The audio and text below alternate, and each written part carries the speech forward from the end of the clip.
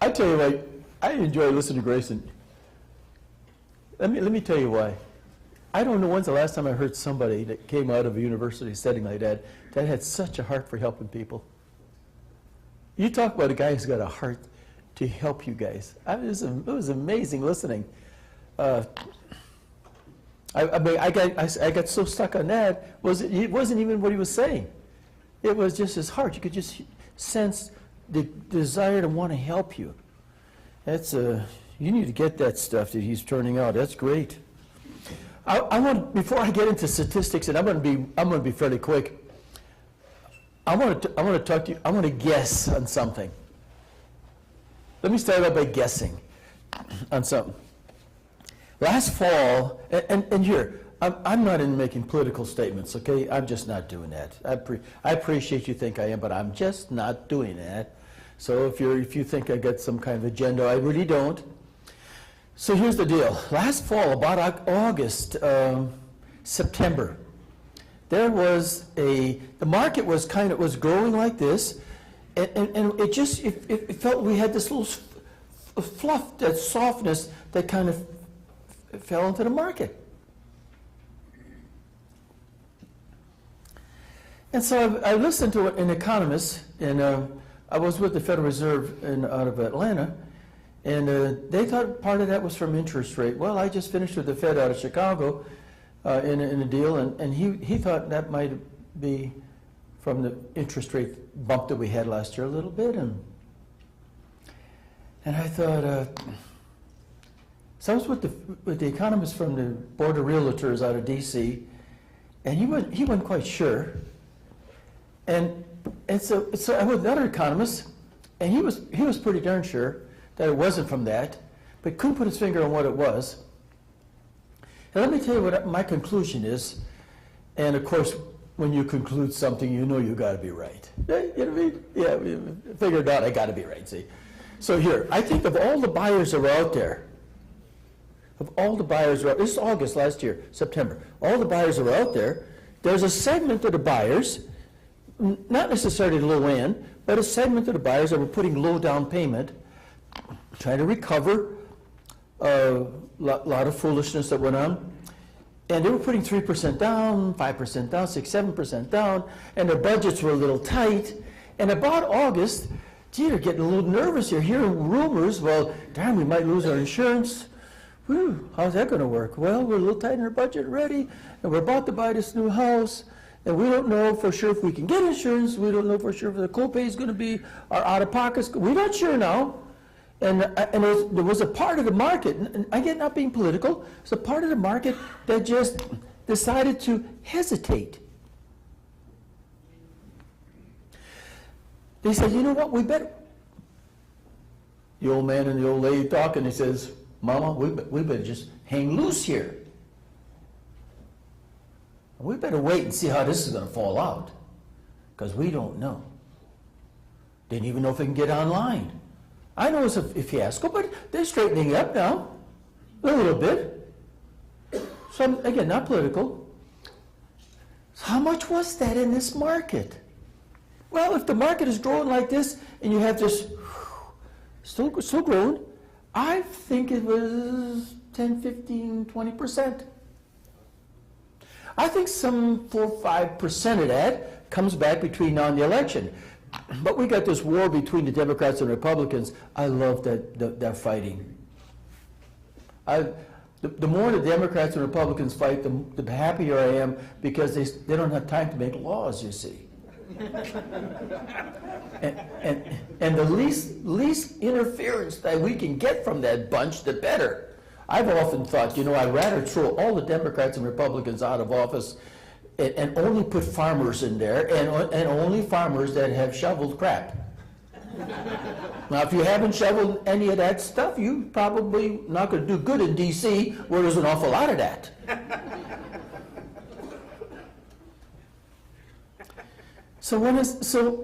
Look, this war is going to go on between now and the election.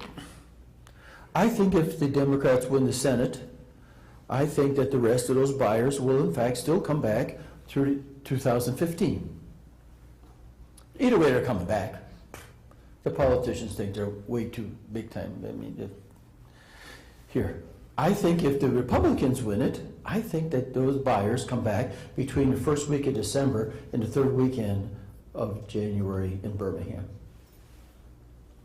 I think there's a segment of the market that has withdrawn itself here, and they're hesitating. And so whatever you think the market is out there, it's better. Whatever you think the market is out there, it's probably going to be as much as 10 to 15% or something better than what you think it is. So having said that, I don't think I made too many mad. You look all okay here. Here's the world that we operate in, and here. And it's pretty slick. I can scribble on the screen, right? It's kind of like having John Madden here, don't you think? Little color commentary for the people. Here. This chart was created May 14, 2000. That chart's never been changed. Never been adjusted. And it says that from May of 2000 to May of 6, that the asset value for that 6-year period would remain stable for the United States public value of assets, and that we would see a downturn starting in May of 2006, and that downturn would last 3 years, and the recession would find its bottom in May of 2009. We now know that May of 9 was the bottom of the recession, accurately to the month. This thing was forecasted 9 years in advance, accurately to the month. Never been changed.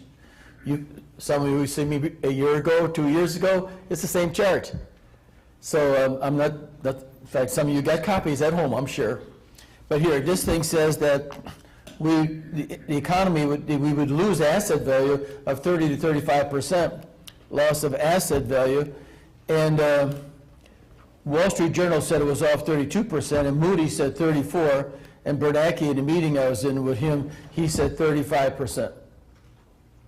We said 30 to 35, depending on the city. And then we would say this thing shows that by May of 12, we would still have been off loss, 10% loss of asset value from here. But that we would have gained back our losses by May of 14. Back in 2000, latter part of 4, early 5, not sure when, my wife and I were talking, and I said, let me tell you what's coming.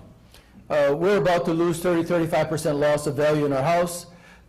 If you would want, in 5, we can sell the house, take our money out of it, and then when the bottom recession hits in May of 2009, I'll buy another lot and build you another house, and everybody's going to be sucking up to me to sell me their lumber because the market's going to be so bad and everything's so terrible, and we'll build that thing at really good price, and you'll be happy in life and all that stuff. And we decided after 2 months to do nothing, because she said to me, how long will it take before we get all of our losses back?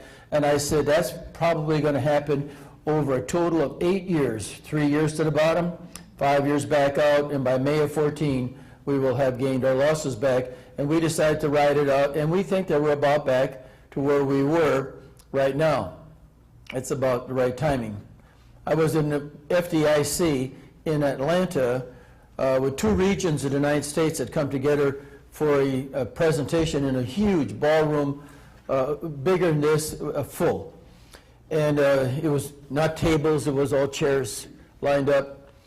And I made the comment, I had this chart along, that was in April of 2009. April of 9. And the lead economist from Miami for the FDIC come up to me and said, he said, that chart makes me suspicious. I said, does it? In fact, Rob, weren't you along, Rob? You were along. No, he wasn't happy with me at all. No. He thought I made this up after the fact, see. But I told him, I said, I've had people that seen this chart. I mean, I have numbers, some of you guys know. Dave Ramsey had a copy, for instance. David used to work for me, used to sell houses for me. And so, I mean, how many people? This was not a big surprise.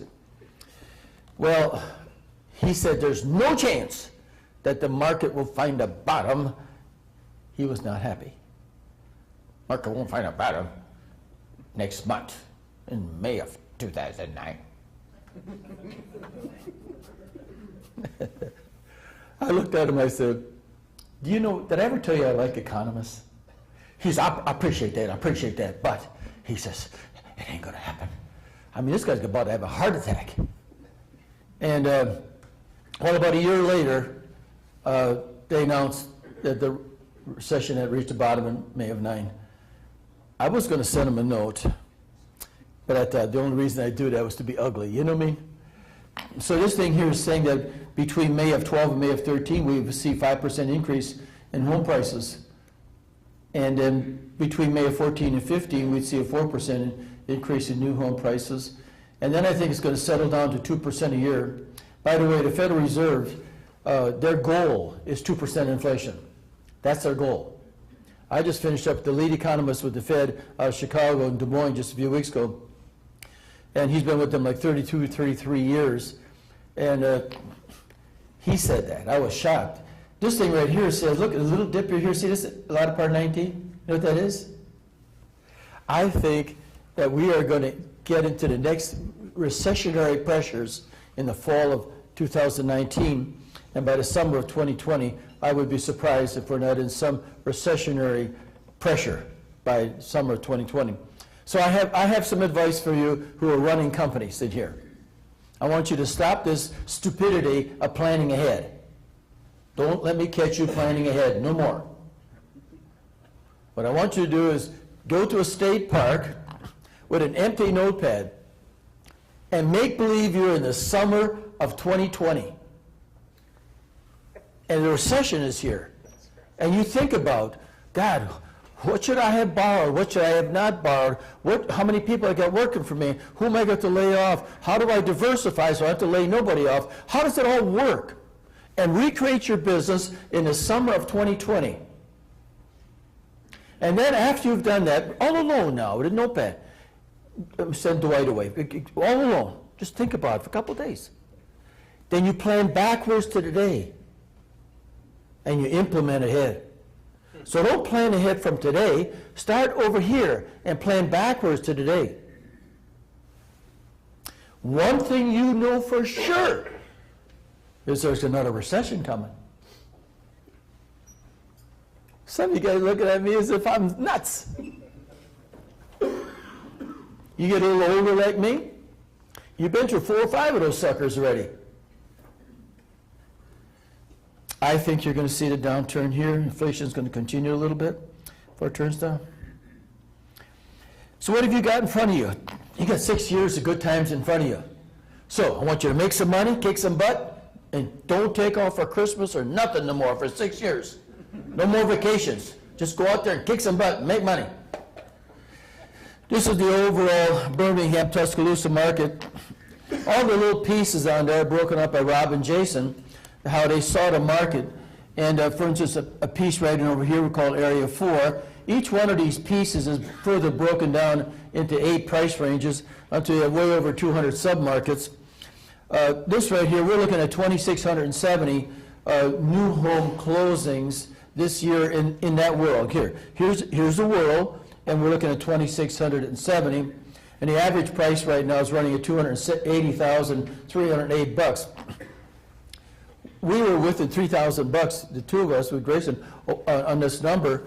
And in fact, he was at 277, we're at 283.08. I'll be honest with you, the way he's getting his information is probably accurate, and I would almost take his number on that particular thing. But $3,000, boy, that's pretty close, don't you think? I really think that's we were both happy. Look, here's the overall way finished and occupied homes is gone.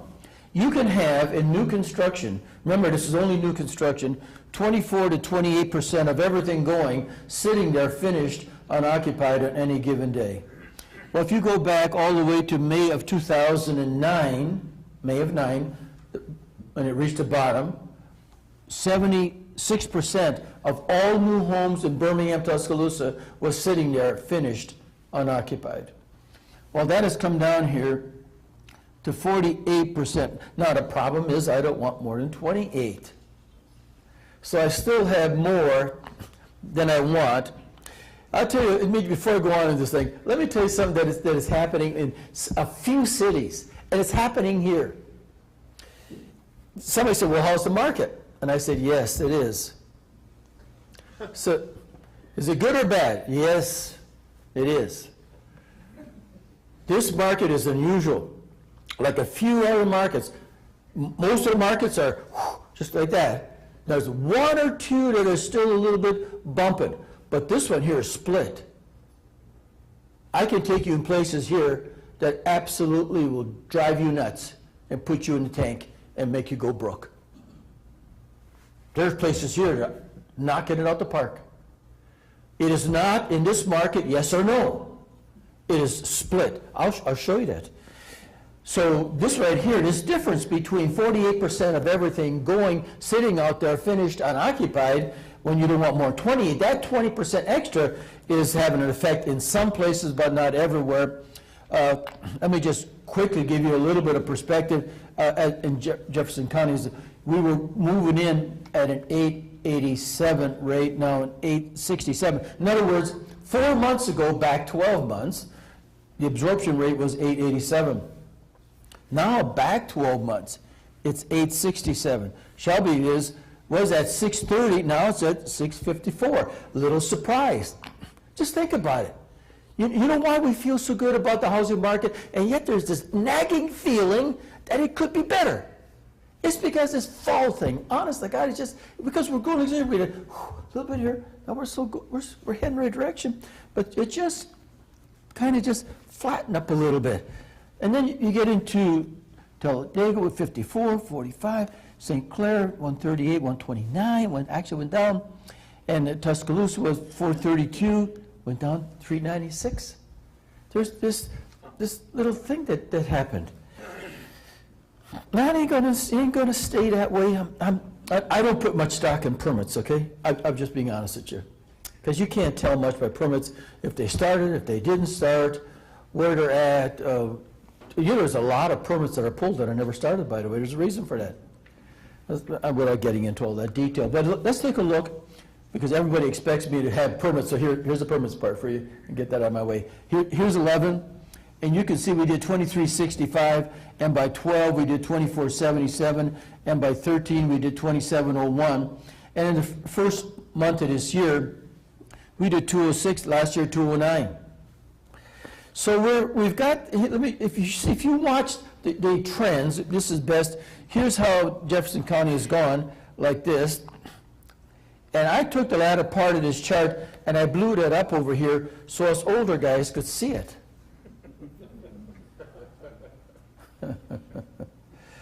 Some of you are way too serious in here. If I can get you to smile a little bit, then when I hit you in the mouth after a while, I won't split your lip, you see. Here, look, here's how, that's pretty flat, don't you think? But there was a time it was up here. I don't think it's going back there. I think that we're probably going to potentially here. So I think there's upside. And then you've got Shelby, which has got this modest thing going here. But look, you say, well, that looks pretty good. So actually, it's only this little sucky thing here. And if you look at the market here, I think that market potentially could get back here, and I think that we have upside. So when you see this, you say, well, you better take that in scope of what's going on and the possibility. Here's Talladega, and then you've got St. Clair. Now here, I suppose if you love pain, you could always go there, you see. There's always some builders that just love get nailed. Here, this is Tuscaloosa, and let me start here. This is where it really starts. We have 813 subdivisions out there. Well, you go back in time, and it's pretty stable. This is started and not started subdivisions. And of the 813, 848 subdivisions are actually going. Now, there was a time when we had 748 right here that are actually going, and you can see that they're pretty consistent. There's some stability there. We have 17,800 developed lots. These are all hand counted. We drive every subdivision every 4 months and count it all. At least I make you believe like I'm doing it, but Jason's sitting back there thinking, who's that dirtbag up there saying that he's driving all these subdivisions? He's doing it and Rob's doing it. But 17,800. There was a time, you see, when we had some 21,000. So lot counts come down here, but not as bad as some cities. Like in Nashville, Tennessee right now, we were just talking about it, and with Dwight, and good night, between now and the end of 19 in Nashville, they're going to be short 63,000 lots. I'll show you this count here in a second. We have 1,400 houses going. Of that number, 733 are still in some form of construction, and 671 are finished and occupied. Now watch this big number. There was a time when we had 2,600 finished unoccupied new homes. We're down to 671. And about 100 of those, actually 97, are model homes. So you really have only realistically about 570, 575 finished unoccupied new homes. That's really come a long ways. I try to figure out, how do you define demand for lots? Well, if you ask an economist, and I do an awful lot with the Fed, they come along and say that demand is defined as the need in the marketplace for goods, products, and services. I don't have a stinking clue what that means. Now, so I thought, how do you measure that? So I told my daughter, I said, I want to create a chart that has 10 increasing levels of demand and 10 decreasing levels of demand, and I'm going to have neutral demand. Neutral demand is, I need 100 houses now, I need 100 houses in 6 months, I need 100 houses in a year. So let me show you how this actually worked. In 2003, we were here. Labor's a little tight, prices were up, sales. It was pretty good, but a little bit better in 4. And by 5 and 6, we were here, and inventory for lots was a little bit lower to better places, hard to find some good stuff. And well, by 7, doggone if it didn't fall down here, and things weren't moving well, as things were soft, or some places were softer, there was concern, a lot of negativity. And then you walked around here in 2008, and then we got to the bottom here. We were worried, a little layoffs going on, and by 9, when the thing bottomed, I mean, it was all of that, plus subdivisions were stopped, there was a lot of fear, we're in the red, things were difficult. And by 10, it was not much difference, and by 11, we were back up a little bit, but it was still difficult. And by 12, in 12, we had sites that weren't working all the way to inventory, a little low now, getting a little nervous. And by 13, which we just finished, I mean, it ranged from some subdivisions still not working to frantic to buy the better lots, worried about product availability, shortages, supply was falling, and 14 is probably going to be just like last year, except we're going to have a few less subdivisions not working, and even in the outlying areas. And then I think 15, 16, and 17 get to the place where we get to the top of the demand chart, which means that the prices are nuts. My daughter says to me, now Dad, surely, Daddy, you can find a better statement than prices are nuts. How about prices have reached an intolerable level, or prices are very high? I says, no, actually, prices are nuts. You know what that means? They become unreasonable. And whatever you think the lot to value ratio is, it's going to change. Because for the first time in my life, something's happening that I've never seen. Grayson's never seen it. None of us have seen it. Rob, nobody. Where you've seen, we've all seen home prices go up and down. You've seen it. Lot prices go up and down. But you've never seen prices going up like they are and lot prices going up faster. We've never seen that. When lot prices go up faster than home prices, the excess can only come from one or two places. It comes out of the builder's profitability or it comes out of the house cost. I mean, just if you sit down and think through it, that whole thing through. And for a while, the realtors are going to be such a problem. Say, you can't raise your prices of homes there. You're not going to sell nothing no more. And so the builder's going to take it out of his profit. But after about a year, he's going to get ticked, and he's going to raise the stupid price, and he's going to take it out of the home price because it ain't coming back down. So I was with 46 big-time builders in Raleigh-Durham, Pulte, M.I. Homes, Toll Brothers, you know, in a private setting in a country club 5 weeks ago. And I have this chart up here, and one of the big shots says, I just want you and everybody in this room to know I'm not paying those lot prices. I said, aren't you? Well, I said, I got some good news for you. All you have to do is wait until 2022 and buy lots here. You tell those developers to get screwed, dirt bags. I said, just take off for the next 5 years and go to the Bahamas or something. Don't build no more darn houses. Teach them a lesson.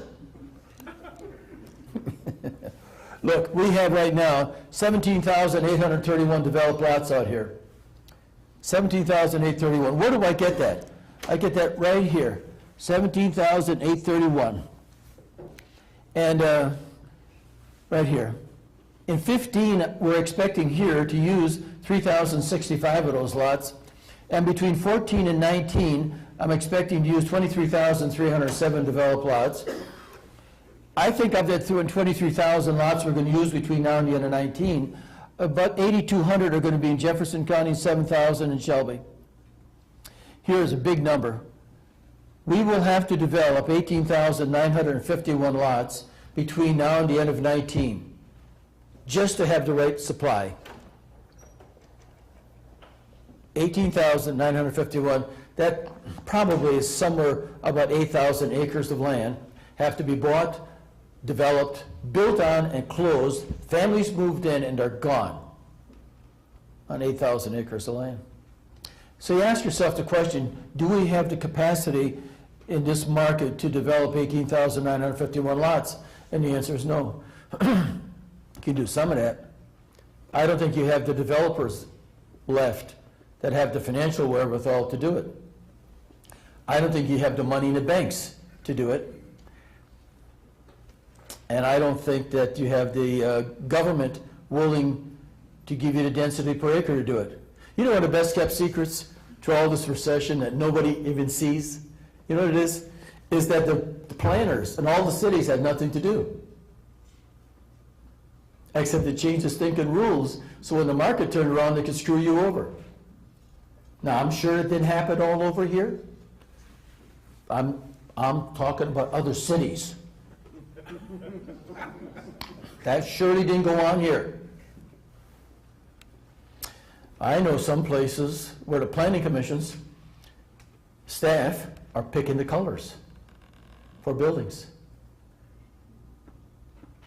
I mean, my personal feeling, that's insanity. We talk about going too far now. Anyway, the bottom line is what? Bottom line is I don't think you have the developers or the money or the willingness of planners to give you enough density per acre to make deals work. I think we have a problem. And if you're here, and you look, I pick on the builders equally with the planners now. If you're here, don't feel bad. Pick on everybody. Let me suggest something. One of the things that's going on within government today, and with developers, by the way, is that we are, and the builders, none of us are preparing for the retirement market, which is growing, and it's huge. And we don't think about the retirees. We're just not thinking, and we're not planning for that bunch. We just do what we do. I think it's an enormous mistake. But there it is. It's my opinion and it ought to be yours. This right here is the top 10 places to build in this market. It's the top 10 places to build. You can see right here. This matches the map. I'd have to go back and show you, but you can ask Rob or Jason after, and we'll help you with that. But here, this is the current supply, and the supply here means speculative homes. In our opinion, how many homes are not sold? And here's the demand for the next 12 months. Well, here's the top 10 places to build 8 months from now. Now, sometimes these match these, but not always. But in this particular case, it looks like it's all matched all the way through. So let's select one spot right here, and let's pick area 7, number 7 rather, in area 12. in the 175 to 225 home and lot price range. And let's go up here and see if we can do the same right over here. Today, there's 14 spec homes taking them down to 58 a year. In 8 months from now, there's going to be nothing left, taking them down to 60 a year. So my absorption rate's going up, but our speculative rate, in other words, the builders are not keeping up in that part of the county at all. I'll show you that in a better chart in a minute. If you look at this right here, and you can automatically tell where the 20% excess finished and occupied homes are for here. Here's what it says. In the under 175 range, there's 175 finished unoccupied new homes out there, and there's 119 under construction still being built. In other words, more than half of everything going in that price point is already sitting there finished, unoccupied. I don't want more than 28%. I got 60% in that price point. Well, just 4 months ago, I had 200 and I got a 174. The good news is it's come off by 25. The bad news, it's still 175. In the 175, 225 range, now this is overall market, okay? I'm sure this does not include where Dwight's building. You know doggone well it doesn't. Of all the cities we're in, there's only about 5 or 6 builders that I know that get the level, the percentage of market share that he gets. It's not from his good looks, no, I promise you. But does a good job. So it's hard to find guys that have somehow built a business to get that level of market share. So I'm not trying to pick on anybody by the chart here. I'm just telling you in the 175, 225 range, it got 170 finished unoccupied, 116 under construction. And in the 225, 275, 134. Now, see when you get to 275 and up here, well, it has less finished unoccupied and more under construction. But when you get to the 425, 625 market, where the market is less in size, yet we got 28 finished unoccupied homes. I'm comfortable with 28. I'm telling you that the market from 425 and above, although it's not big, is not overbuilt. And the market from about 275 to about 425 in the right place, I'll bet you it's pretty doggone decent. Where the market's giving me a little bit of pause is for sure between 175, 225, and in the 225, 275 range, I got to really be careful and pick my spots.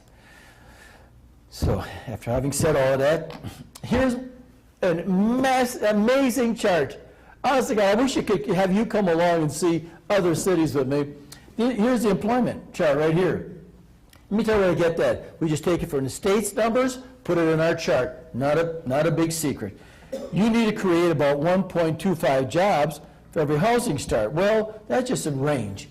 We know there's a relationship between employment and housing. We have no clue what it is. We just know you have to have jobs. Look, it's creating 6.82 jobs for housing start. I need 1.25 to 1. Whoa, if you go back over here, there was a time by November of 9, July of 9, we were losing. Remember the recession reached its bottom in May of 9? Well, by July of 9, we were losing 9 jobs for housing start. We actually got to the place by March of 10, losing 17 jobs for housing start. It's an interesting ratio. It wasn't until July of 10 when we started coming out of that, then we hit 8, 8, and 6, and 4, and 4, and 3, and 5, and darn if it didn't go back up. If that thing didn't go back up here. Now I'm looking at 1.25 to 1. I'm telling you that the underlying foundation for housing growth is there. I would be surprised if we haven't some pent-up demand, that I would be surprised if we don't see that starting to come out here. We try to figure out when does the spring market move. You know what it is? It's only around the weather. I wish we were smarter to think it's some economic thing, and I'm not talking about the size of the market. I'm talking, when does it start to move?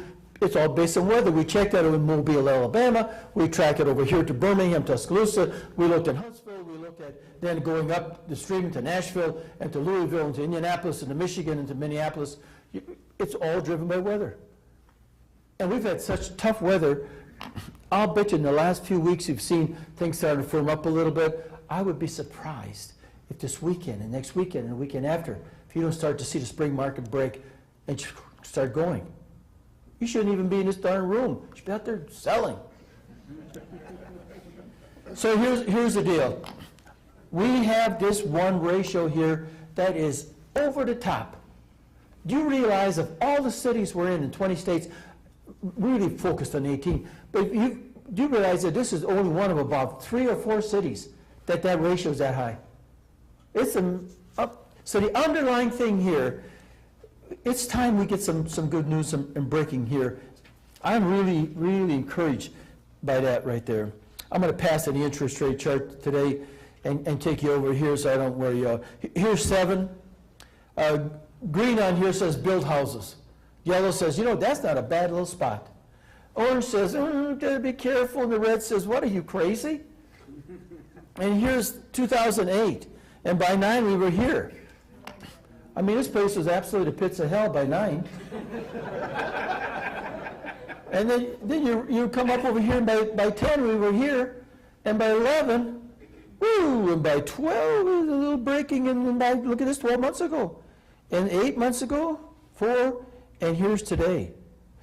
Now, watch, I'm going to show you something on here. That's, some of this stuff, honestly, the guy gets fascinated. You know, if nobody showed up in this room, I could have as much fun as I'm having now. I could be in this whole room talking to myself and have fun. Here, watch. If you come over here and take a look, let me just do breaking pieces. If you take the 325 and to over market, there's almost no red. You know what has happened? The custom builder world has really gotten tight. The screws have gotten tightened up by the banks. You would expect it, right? And not only that, they said, well, you know what? It is better for us to run and build cheaper houses because it's not so much risk. We'll run down there, and I'll tell you what we'll do. We'll build down over here. Yes, sirree. And we will, everybody who was building there, we'll jump and build with them, and we'll overbuild the market together. Because those boys need some help. That showed up on the other chart. Now, sooner or later, they're going to be wise up and they're going to do something here. This piece in the middle here is kind of transitional, but it seems to be good. But what if you looked at this thing 4 months from today, or 8 months out, or 12 months out, or 16, or 20, or 24 months out?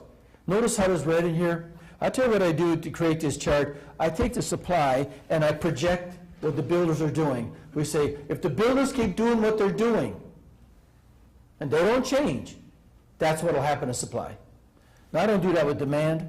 Demand is forecasted based on what we think the public is going to take houses.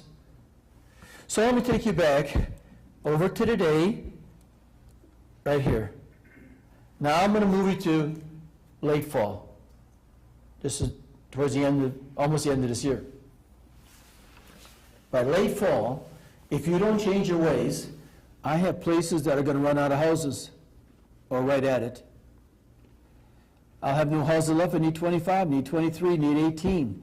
None left, I need 11. None left, I need 7. I'll have basically nothing left. I need 1, 29, 14, 7, 32. None left, I need 2. I need 5. None left, I need 68. I'll have 4 left, I need 39. None left, I need 32. I mean, you can go on. Some 26, 27% of this market, if you don't change your ways, will be out of houses by late fall. So I know you know the market, but something has happened. The doggone thing is split. I got places that are headed to 0 count, and I got places that are going to be overbuilt by fall if you keep doing it. If the market is not yes or no, it's yes and no. And you have to pick. You have to pick your spot more than ever. So the builder comes up to me and says, by the way, I've learned something. I got to come from a heavy home builder background, okay? Yeah, I'm a senior life director of NEHB. And how you become a senior life director is you get old. This is not complicated now, people. So I come from a home builder background, big time. All builders before the recession that are making mistakes make the same mistakes after the recession. We learn absolutely nothing. He said, well, we learn by our mistakes. No, not if you're a builder. Builders are excluded from that thing. We just make the same stupid things after. Builders tell me, here's what I build, and here's where I build it. Do you? Well, if the public wants to buy it over there, well, screw the public.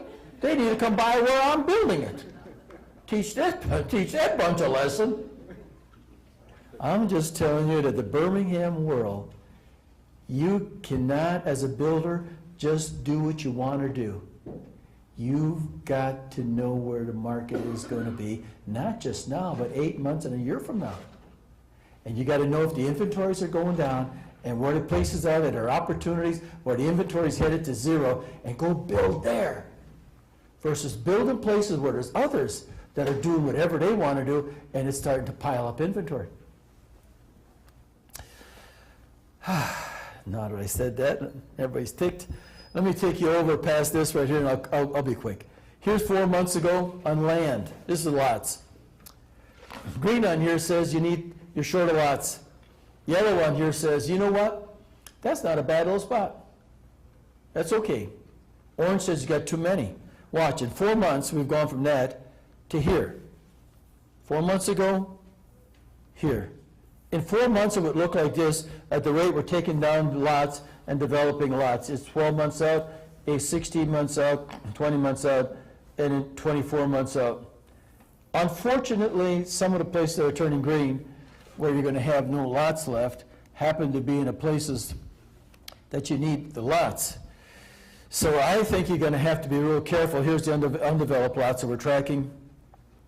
And I've often been surprised why developers don't mine our data bank. Why we're tracking tons of, you were tracking a lot of subdivisions not even started. Why doesn't somebody go track our stuff? Say, go look at that. You know, having said all what I said, here's the number of subdivisions that didn't start a house in the last 4 months. There's a total of 753 that are active subdivisions, besides the ones that are not started, 753 going. 572 subdivisions didn't start a house in the last 4 months. That means that everything that's taken place in the Birmingham, Tuscaloosa market is happening in 181 subdivisions. Do you know that this market, in good times, 1/3 of all the subdivisions are dogs? And now there's another third that's not working. So developer says to me, well, what makes a dog subdivision? I says a dog decision. To put that darn subdivision in the wrong place with the wrong product at the wrong price at the wrong time, and you developed it. It's sucky looking. There's no flowers, there's no trees, there's no nothing, and it looks like your death warmed over and the signs are tipping. A year ago, we had 571 subdivisions not working, and now we have 572.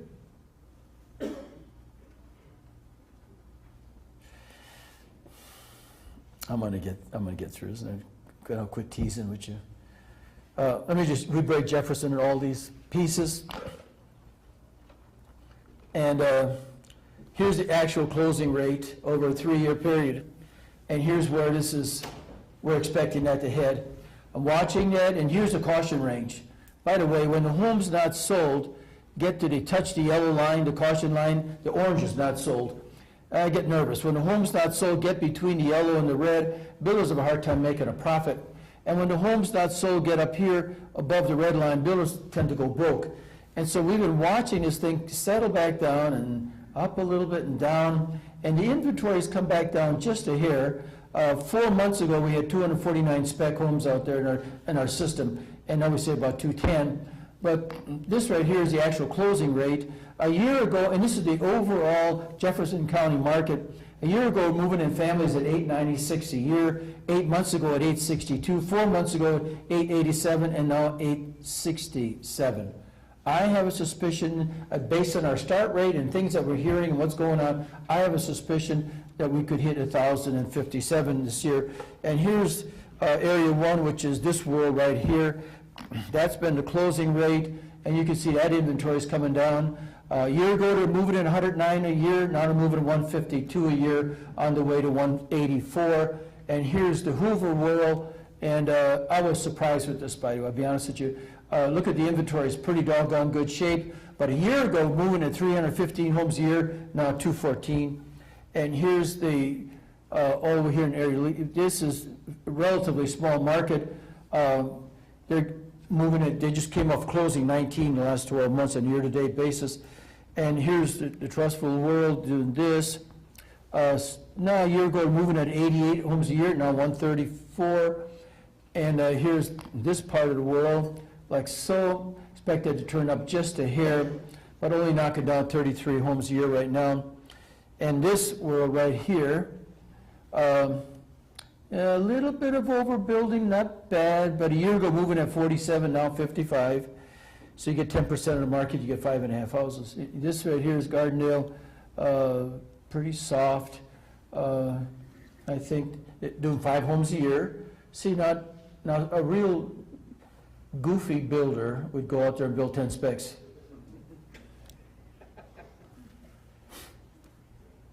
You say, well, that's not, you're just being funny. No, I'm not being funny.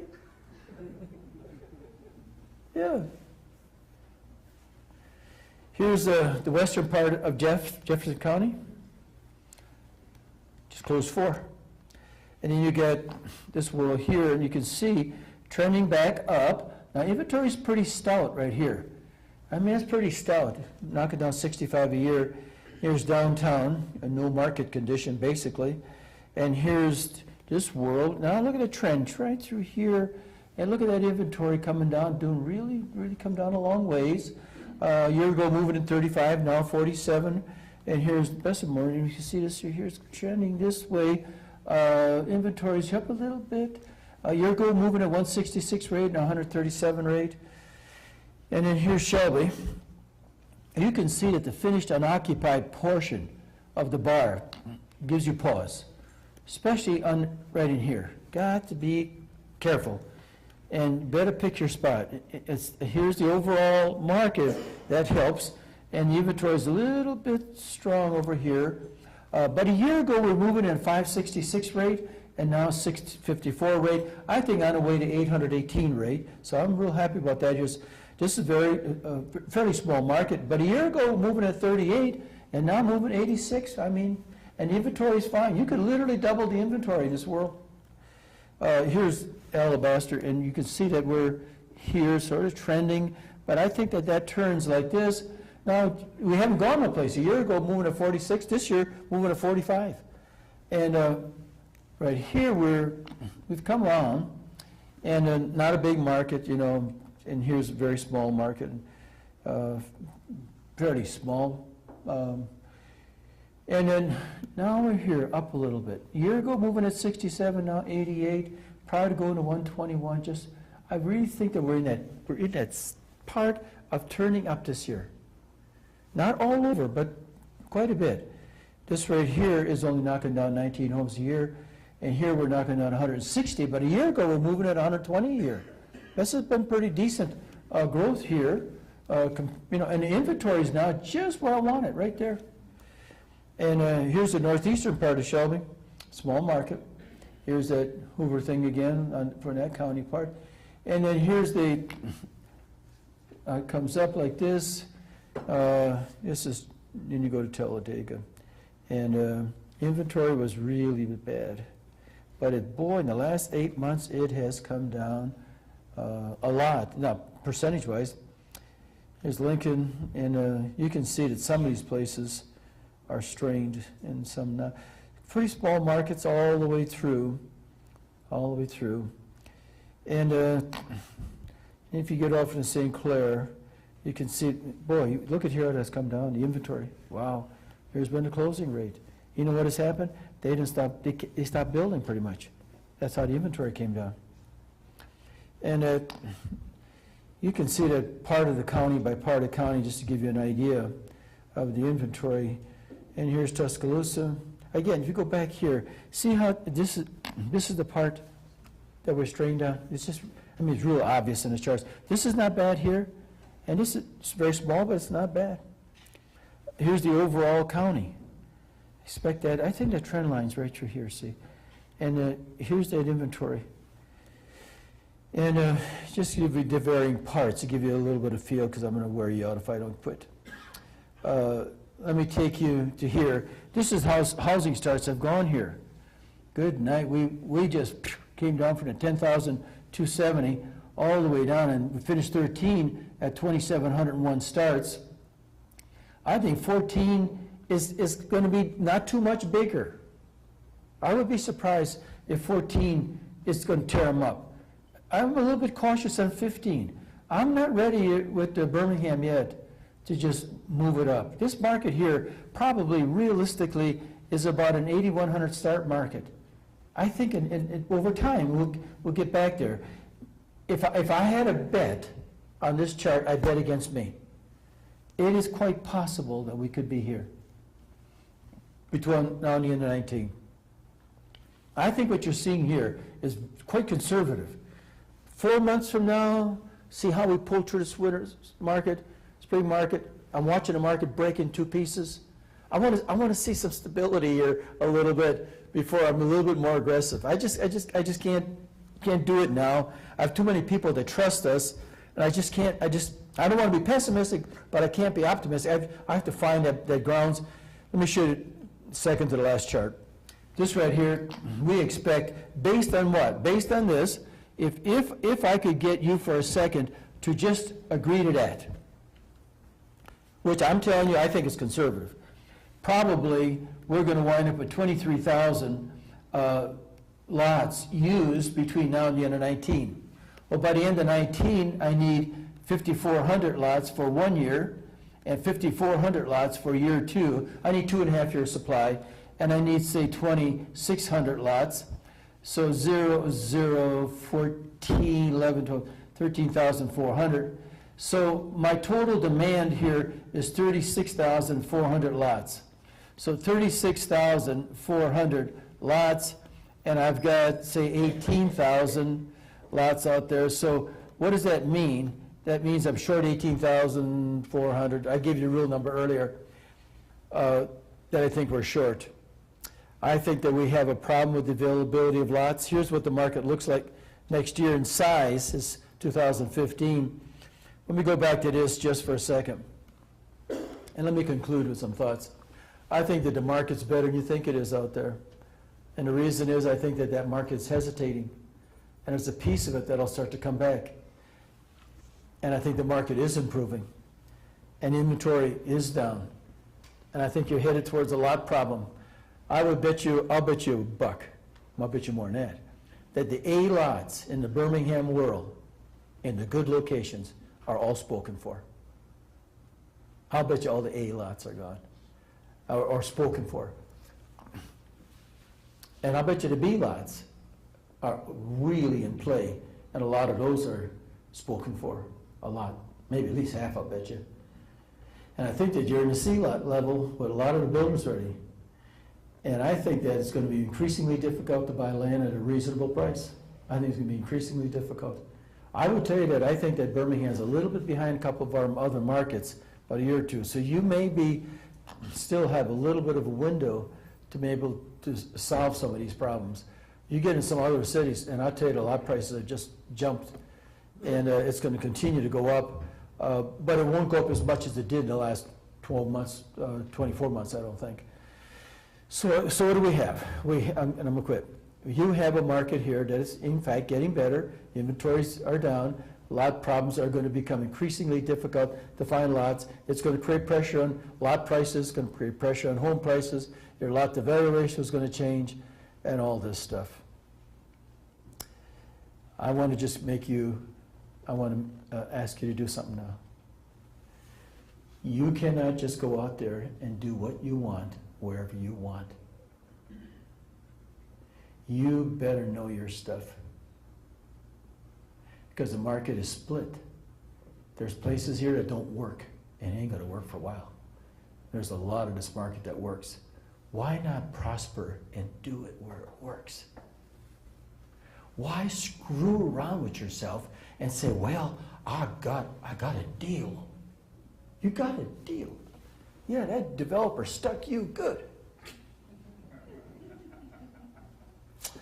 2 questions now.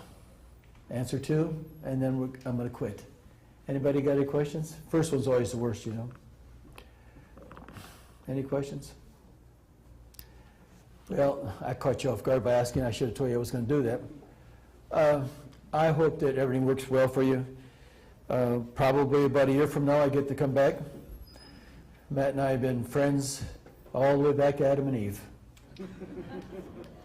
And so I like everybody around here. These are good people.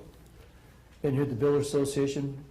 Alabama's a good state. I've been in the National Home Builders Board of Directors for all these years, and part of the caucus. And our caucus is Tennessee and Alabama.